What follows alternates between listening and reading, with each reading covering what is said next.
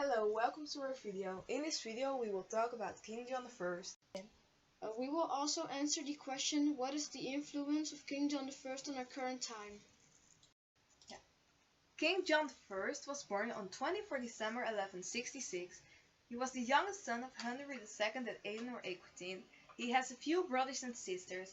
The name of his brothers and sisters are Richard Lionheart, Philip, Eleanor and Matilda. He was his father's favorite son, but because he was the youngest, he received no areas on the mainland, which explains his nickname John Lackland. After the death of his brother, Richard Lionheart, in 1199, he followed him, not without setbacks. King John I met his first wife, Isabella of Gloucester, in 1189. In 1199 they got divorced. In 1200 he met his second wife, Isabella of Enghien.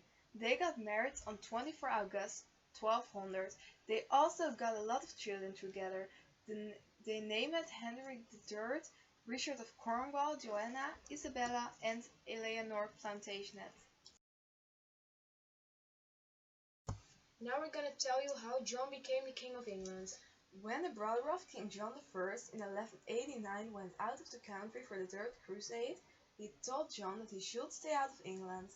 In 1192, Richard was imprisoned by Duke Leopold of Austria as he returned from the Crusades. John tried to seize the crown from his brother, but he failed. In 1194, when Richard finally returned to England, John was forgiven by his brother.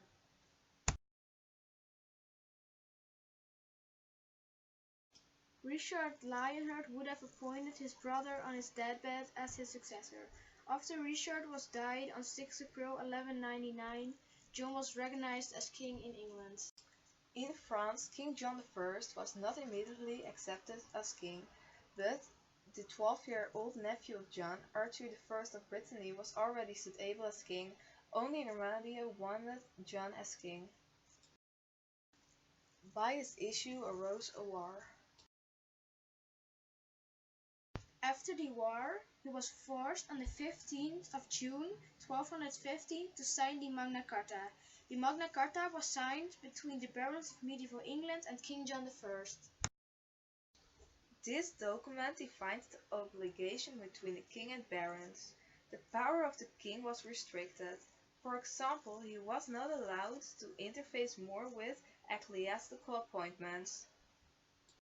The Magna Carta is a document stating that the power of the king is limited by taxation and jurisdiction. Now we're gonna tell you the most famous clause of the Magna Carta. No free man shall be seized or imprisoned or stripped of his rights or positions, or outlawed, or exiled, or deprived of his standing in any other way. Now we're gonna tell you some facts about the Magna Carta. Fact 1! The Magna Carta has 65 clauses when it was first granted. Fact 2! It stands for freedom, that the people have certain rights that cannot be taken away by anybody. Fact 3! Only 3 of those clauses remain part of the English law. Fact 4! This document forced the king to follow the same laws as their subjects, which was a huge step towards equality. Fact 5! The Magna Carta was written in Latin. Fact 6! Magna Carta means Great Charter in Latin. Conclusion: